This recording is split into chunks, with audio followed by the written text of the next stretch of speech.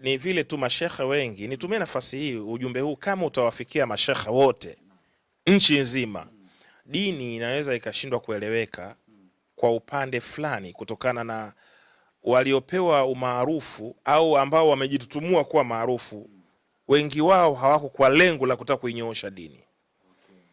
Kwa sababu maslahi yao binafsi, kwa sababu kuna mashekhe wengi sana wanaongea vitu vizuri sana katika jamii, lakini hawana Facebook, hawana Instagram, hawana YouTube. Kwa hiyo nitumie nafasi hii kwa nia njema tu, mashekhe waamke sasa. Wafanyaje? Watumie mitandao ya kijamii. Unaweza ukautukana Uislamu kwa sababu ya chuki zako tu, kwa sababu umefanyiwa baya na Muislamu. Lakini ukiufundishwa Uislamu wenyewe utaacha kuuchukia Uislamu, utawachukia wahuni baadhi wanaochafua Uislamu.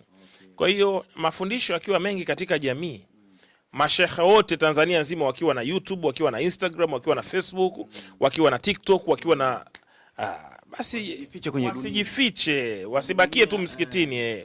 Dunia inataka kujua kile ambacho Mwenyezi Mungu ameweka ndani yao, na kila shekhe ana kitu Mwenyezi Mungu amefanyaje, ameweka ndani yake. Ukimsikiliza shekhe huyu, ukimsikiliza Sheikh Kishki utapata kitu.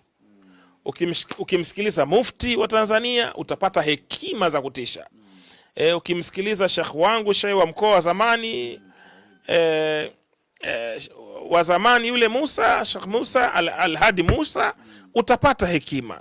Ukimsikiliza Walidi tena hapo sasa ndo hekima zimelala kabisa.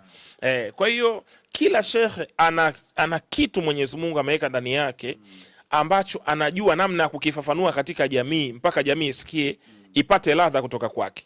Kwa sababu kila mwanadamu ana kitu Mwenyezi Mungu amefanyaje, ameweka. Hata sisi wahubiri wa Kikristo, kila mhubiri ana kitu chake.